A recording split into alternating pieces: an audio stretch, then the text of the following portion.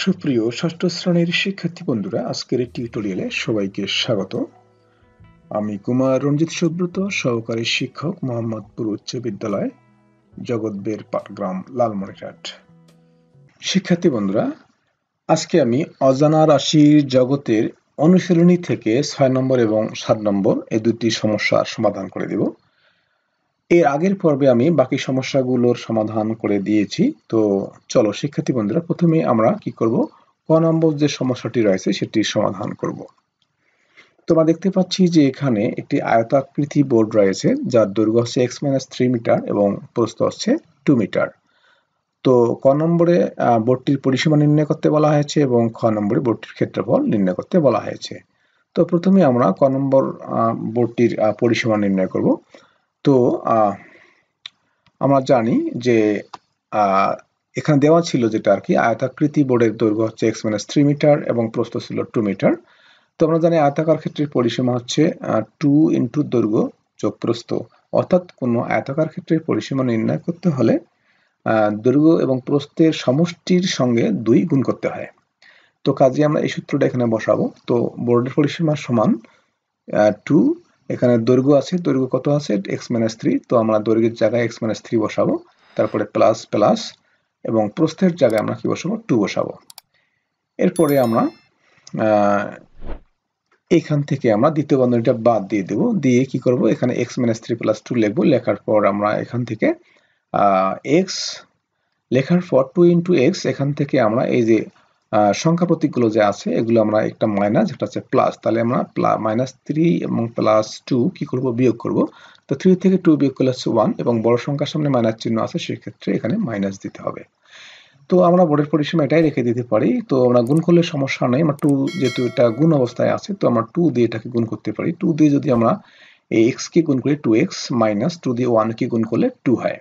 তো এটি হচ্ছে এই বোর্ডের পরিসীমা। তো আমাদের ক নম্বর সমস্যাটির সমাধান হয়ে গেল। আশা করি তোমরা বুঝতে পেরেছো। এখন আমরা খ নম্বর যে সমস্যাটি রয়েছে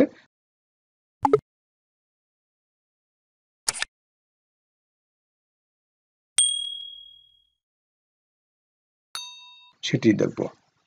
তো খ নম্বর সমস্যাটি হচ্ছে, একইভাবে আমরা এখানেও লিখবো যে দেওয়া আছে বোর্ডের দৈর্ঘ্য x-3 মিটার এবং প্রস্থ হচ্ছে 2 মিটার, কারণ আমাদের বের করতে বলা হয়েছে এই আয়তাকার ক্ষেত্রের ক্ষেত্রফল। তো আমরা জানি, লিখবো যে আয়তাকার ক্ষেত্রের ক্ষেত্রফল হচ্ছে দৈর্ঘ্য গুণন প্রস্থ, অর্থাৎ আমরা যখন কোন আয়তাকার ক্ষেত্রের ক্ষেত্রফল নির্ণয় করব, তাহলে সেক্ষেত্রে আমরা ওই আয়তাকার ক্ষেত্রের ক্ষেত্রফল বের করতে হলে ওই আয়তাকার ক্ষেত্রের দৈর্ঘ্য এবং প্রস্থ গুণ করতে হবে। তো সেক্ষেত্রে আমরা এই সূত্রটা লিখব। লেখার পর এখানে আমরা কি করব, যে বোর্ডের ক্ষেত্রফল সমান দৈর্ঘ্য গুণন প্রস্থ। তো দৈর্ঘ্য হচ্ছে এখানে x-3 এবং প্রস্থ হচ্ছে 2। তো সেক্ষেত্রে আমরা এখানে x-3 লিখবো, গুণ চিহ্ন দিয়ে 2 লিখবো। তো এরপরে এটা গুণ করতে হবে দৈর্ঘ্য এবং প্রস্থ, সেক্ষেত্রে 2 দিয়ে আমরা x-3 কে গুণ করে নিই। তো 2 দিয়ে আমরা যখন x কে গুণ করব 2x হবে, মাইনাস 2 দিয়ে 3 কে গুণ করলে হচ্ছে 6। তাহলে এটি কিন্তু মূলত এই বোর্ডের ক্ষেত্রফল। তো শিক্ষার্থী বন্ধুরা, আমরা এই 6 নম্বর সমস্যার সমাধান করলাম। এখন আমরা 7 নম্বর যে সমস্যাটি আছে সেটি সমাধান করব।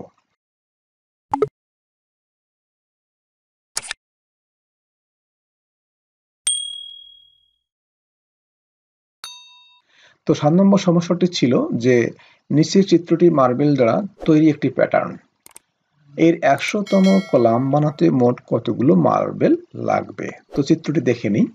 এখানে আমরা দেখতে পাচ্ছ যে এখানে মার্বেল দিয়ে এখানে একটি প্যাটার্ন তৈরি করা হয়েছে। তো এটি এই প্যাটার্নে দেখতে পাচ্ছি যে আমরা এই যে প্রথমে 2টি মার্বেল রয়েছে, তারপরে 3টি মার্বেল রয়েছে, তারপরে কলামে 4টি, তারপরে 5টি, তারপরে 6টি। তো এখানে আমরা যে বিষয়টি আমরা বুঝতে পারছি সেটি হচ্ছে কি, যে প্রতিটি কলামে কিন্তু কি আছে, একটি করে মার্বেলের সংখ্যা বৃদ্ধি পাচ্ছে। যেমন প্রথম কলামে 2টি, দ্বিতীয় কলামে হচ্ছে 3টি, চতুর্থ কলামে 4টি, তার মানে একটি করে বৃদ্ধি পাচ্ছে। তো এখানে আমরা কি করব, তোমাদের অবশ্যই মনে আছে যে আমাদের দিয়াশলের কাঠি দিয়ে যে আমরা সি তৈরি করেছিলাম, এফ তৈরি করেছিলাম, মূলত এই ক্যাটাগরির অঙ্ক কিন্তু এটা। কাজেই আমাদেরকে আমাদের একটা সূত্র এখানে আমাদের তৈরি করতে হবে, যে সূত্রের সাহায্যে আমরা 100তম কলামে কতটি মার্বেল লাগবে সেটা আমরা সহজেই বের করতে পারবো। তো এখন যদি আমরা এখানে এই প্যাটার্নের প্রতিটি কলামের যে মার্বেলের সংখ্যা সেটাকে যদি আমরা n ধরি এবং n এর সঙ্গে যদি আমরা প্রত্যেকবারে 1 যোগ করে দিই, তাহলে কিন্তু আমরা এই সূত্রের সাহায্যে কিন্তু আমরা 100তম কলাম বানাতে কতগুলো মার্বেল লাগবে সেটা কিন্তু আমরা বের করতে পারবো। তো শিক্ষার্থী বন্ধুরা, চলো আমরা দেখি এই সমস্যাটা কিভাবে সমাধান করা যায়। তো এখানে আমরা চিত্রটি আবারও এখানে দেখব। তো চিত্র অনুযায়ী আমরা দেখতে পাচ্ছি যে প্রথম কলামে মার্বেলের সংখ্যা হচ্ছে 2টি, তারপরে হচ্ছে দ্বিতীয় কলামে মার্বেলের সংখ্যা 3টি, তৃতীয় কলামে মার্বেলের সংখ্যা হচ্ছে 4টি এবং চতুর্থ কলামে মার্বেলের সংখ্যা হচ্ছে 5টি। তাহলে পঞ্চম কলামে কিন্তু 6টি। তো এখন আমি কিছুক্ষণ আগে বলেছিলাম যে আমরা যদি চিত্র অনুযায়ী প্রত্যেক কলামের মার্বেল সংখ্যাকে যদি আমরা n ধরি, অর্থাৎ n দ্বারা প্রকাশ করা হয় প্রত্যেক কলামের মার্বেলের সংখ্যাকে, তো প্রত্যেক কলামে কয়টি মার্বেল আছে সেটা আমরা মনে করো আমাদের জানা নেই। তো আমরা কি করব, প্রত্যেক কলামের মার্বেল সংখ্যাকে আমরা n দ্বারা প্রকাশ করব। তাহলে প্রথম কলামের জন্য কি হবে, n = 1 হবে, যেহেতু প্রথম চিত্র, তাহলে n = 1 হবে। দ্বিতীয় চিত্রের জন্য n এর মান 2 হবে, তৃতীয় চিত্রের জন্য n এর মান কি হবে, 3 হবে।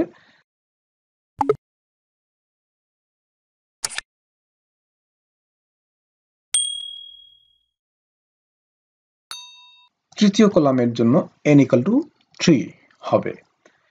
ফলে কলামের নম্বর n = 1 2 3 4 ইত্যাদি স্বাভাবিক সংখ্যা হবে। তো এখন একটা জিনিস তোমরা এখানে খেয়াল করো যে চিত্র অনুযায়ী প্রত্যেক কলামে মার্বেলের সংখ্যা তাহলে কত হবে।